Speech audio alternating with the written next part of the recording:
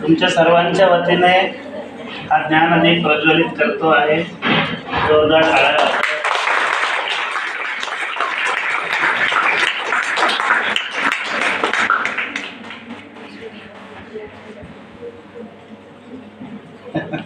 या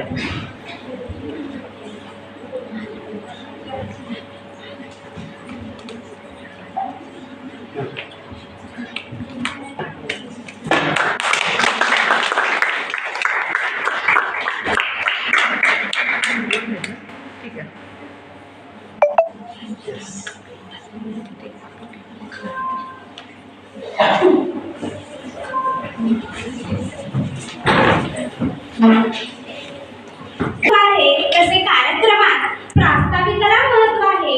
म्हणून उपस्थित मान्यवरांपैकी वैशाली मॅम यांना मी विनंती करते की त्यांनी प्रास्ताविक द्यावे. ओम शांती. Good afternoon everyone. नमस्कार. नमस्ते. आज आपल्याकडे art and culture week rally आलेली आहे आणि या रॅलीची अज्ञानयात्री आमच्या पुणेवरून आलेले आहेत. माउंट आबूवरून आमचे नितीन भाई आलेले आहेत. हाय जरी करा सगळेजण. ते BS आलेले आहेत आणि माउंट आबूमध्ये राहते.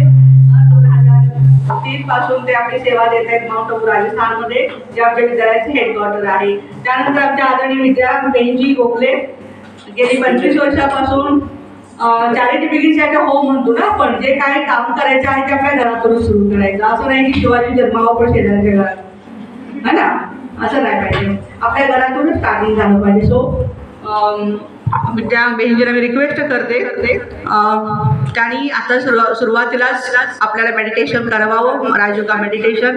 त्यानंतर माझ्या साईडला त्यांच्या साईडला बसले मंजू बहिणजी, त्यांना त्या पण आपल्याला कॉन्सन्ट्रेशनवरती थोडं हायलाईट्स करणार आहेत. त्यासुद्धा इंचार्ज आहेत एका सेंटरच्या, भोसरीवरून खास आलेल्या आहेत. आणि त्यांच्या शेजारी शीतल दिदी बसलेले आहेत, त्या पुण्यावरून आलेले आहेत. आणि दत्तात्रय सर जरा हाय करा सगळ्या बहिणींना, विजिट होती आपली सगळ्यांची.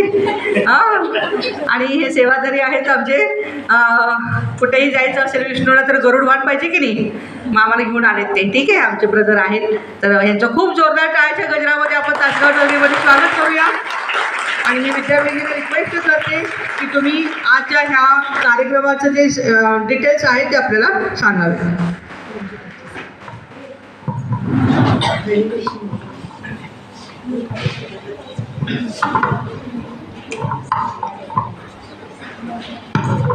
ओम शांति.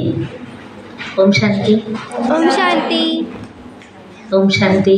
ओम शांति. Good afternoon. Good afternoon. Thank you. को निखारने की ज़रूरत होती है, लेकिन आज हम ऐसे वातावरण में हैं कि कभी कभी हमारे अंदर अशांति आ जाती है, टेंशन आ जाता है. जब उसको निखारने के बजाय हम अपनी अवस्था को ही हम नीचे लेकर जाते हैं. इस अभियान का उद्देश्य यही है कि ये कला को भी निखारे, लेकिन उसके साथ साथ अपने आध्यात्मिक स्वास्थ्य को, या मैं कहूँगी कि आध्यात्मिक स्वयं का सशक्तिकरण करें. तो उसके लिए उद्देश्य लेकर के ये अभियान आज हमारे बीच में उपस्थित हुआ है. तो जैसे कि आज आप सभी को विषय दिया गया है, आप सबको विषय पता है, मन की शांति के द्वारा बौद्धिक विकास. हर एक को ही ये दौर से गुजरना पड़ता है. कभी न कभी मन अशांत होता ही है. और जैसे कि आप कि अभी एग्ज़ाम्स भी आ रहे हैं, तो शायद उसका भी आपको ये टेंशन होता होगा, है ना. तो उसके लिए बहुत ज़रूरी है कि हमारा मन जो है वो शांत होना. तो अब फिर मन की शांति क्या है, तो उसके लिए मैं आपको एक स्टोरी बताती हूँ पहले. तो आप ध्यान से सुनना कि ये कहानी में मैं क्या कहना चाहती हूँ. एक बार एक राज्य में एक राजा, जिसको पेंटिंग बहुत अच्छी लगती है, तो वो अपने राज्य में जितने भी कलाकार होते हैं उन सभी कलाकारों को बुलाते हैं और ये बताते हैं कि मुझे शांति के ऊपर क्या चाहिए, पेंटिंग चाहिए। तो क्या बोलते हैं सबको, मुझे शांति के ऊपर पेंटिंग चाहिए, और जो चित्रकार शांति के ऊपर बहुत अच्छा पेंटिंग करके लाएगा मैं उसको प्राइज़ दूंगा। मतलब कंपटीशन ही रखा जाता है। तो उनको समय भी दिया जाता है, 10 दिन का समय दिया जाता है। 10 दिन के बाद वो समय आता है कि जब सभी कलाकार अपनी पेंटिंग्स को लेकर के आते हैं और उनको ऐसे सामने रखा जाता है। राजा साहब आते हैं, आकर के एक पेंटिंग को देखते जाते हैं। तो अभी पेंटिंग्स तो सबकी अच्छी थी, लेकिन राजा ने उसमें से 2 पेंटिंग्स को नंबर दिए। राजा ने उसमें से 2 पेंटिंग्स को नंबर दिए। तो उसमें जो एक पेंटिंग था जिसके अंदर चारों ओर कैसा था, शांत वातावरण, हरियाली चारों ओर थी, बहुत सुंदर, कि उस चित्र को देखते ही किसी का मन शांत हो जाए, ऐसा उसके अंदर दृश्य दिखाया गया था। लेकिन राजा ने उस चित्र को सेकंड नंबर दिया। राजा ने उस चित्र को सेकंड नंबर दिया, और फर्स्ट नंबर किसको दिया?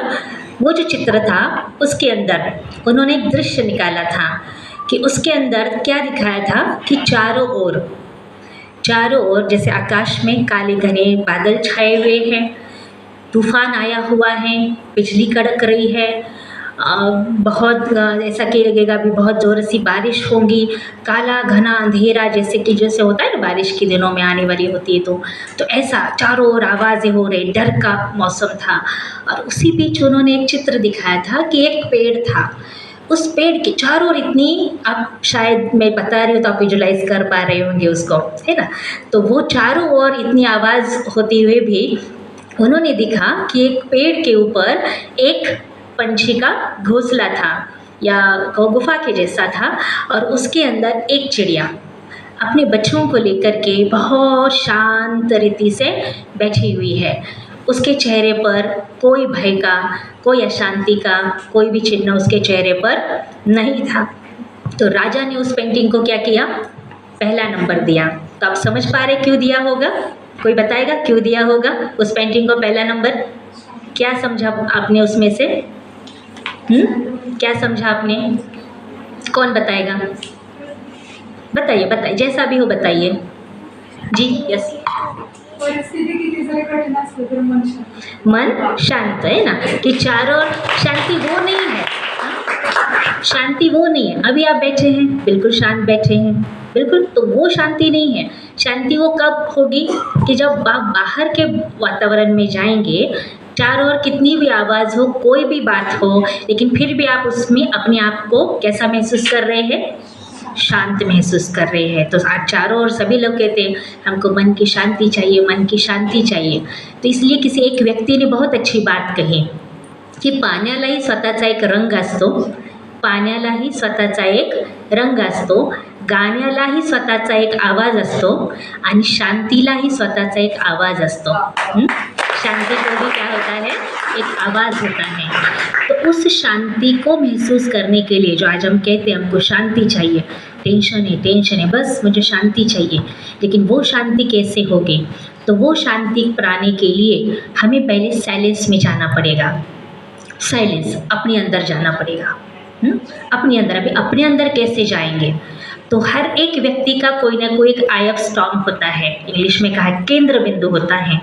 केंद्र बिंदु माना क्या कि जैसे आपने देखा होगा कि मानो अगर किसी समंदर में, किसी ओशन में अगर कोई तूफान आता है और उस तूफान के अंदर अगर कोई जहाज़ फंसता है, मानो मैं यहाँ हूँ, मेरे सामने से तूफान आ रहा है, तो मैं अगर जहाज़ को चला रही हूँ तो आपके पास 2 ऑप्शन रहते हैं कि तूफान में समझ पा रही हूँ कि तूफान मेरे सामने से आ रहा है, तो मुझे अपने आप को बचाना है, तो मैं क्या करूँगी? आप क्या करेंगे? क्या करेंगे? तूफान मेरे सामने से आ रहा है और मुझे अपने आप को तूफान से बचाना है, क्या करेंगे? पीछे भागेंगे, साइड में भागेंगे, लेफ्ट में भागेंगे, कहाँ भागेंगे? तो उसको कहते हैं eye of storm. Eye of storm अर्थात क्या कि जैसे तूफान आ रहा होता है, लेकिन कहा जाता है कि तूफान का सबसे कम असर कहाँ होता है? उसके केंद्र बिंदु के पास होता है। कि जो लोग क्या करते हैं, तूफान आया तो उससे भागने की कोशिश करते हैं, लेकिन जितना भागेंगे उतना क्या होगा, तूफान का मेरे ऊपर बहुत बड़े रूप से प्रेशर आएगा और वो मुझे ख़त्म भी कर सकता है। लेकिन उसके बजाय, भागने के बजाय, अगर मैं अपने आप को उस केंद्र बिंदु के माना तूफान के पास, जितना जितना मैं अपने आप को तूफान के पास लेकर के जाऊंगी, उतना क्या होगा, तूफान का जो असर है वो क्या होता जाएगा, कम होता जाएगा, तो वो मुझे बचाएगा भी। तो हर एक सिचुएशन का कोई ना कोई केंद्र बिंदु होता है। तो उसी प्रकार माना हम जो भागते हैं सिचुएशन से, तो उससे हम